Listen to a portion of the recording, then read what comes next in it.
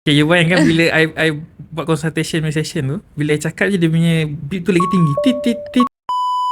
So yang 3 momen paling sedih you ada dengan patient. Contoh lah lepas buat bariatric tu dia cerai ke apa kan, contoh. So boleh tak you kongsikan kat kita orang? Sebab I rasa macam nak tahu apa yang bariatric support hadap dengan patient hari-hari. Pagi-pagi dalam pukul 8-9 pagi tu I akan pergi hospital. Okay. So I akan jumpa patient yang baru selepas surgery bariatric lah.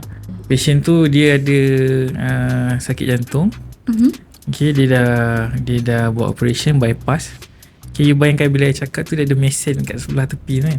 Nanti korang edit lah mesin-mesin tu. Dia bunyi tit tit. Tak, tapi kan ada mesin. Kenapa you nak tanya dia? Okay, you bayangkan bila I buat consultation session tu, bila I cakap je dia punya beat tu lagi tinggi. Tit tit tit tit.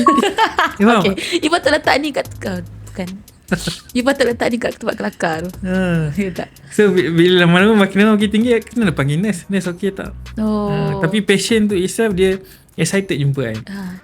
So you nak cakap yang di titik-titik tu dia excited lah, bukan nervous jumpa you bukan lah. Sebab oksigen dia drop sikit. Bila cakap kan oksigen kurang kan. So time tu I rasa macam macam mana nak buat ni.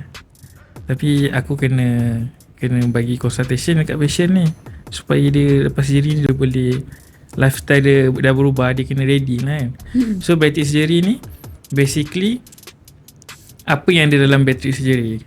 Okay, I akan brief dekat dia lifestyle selepas surgery kan, apa you perlu buat. Kita ada dietitian, tapi I akan bagi macam explanation yang introduction. Ada 4 chapter, I bagi 0.5 chapter lah. So contoh minggu pertama dengan minggu kedua dia berbeza. Minggu pertama kena minum susu protein, liquid diet. Tak boleh makan benda lain? Tak boleh, sebab perut tu baru operate kan. So perut tu dia kena stapler, dia tutup. So tak boleh benda-benda keras lah.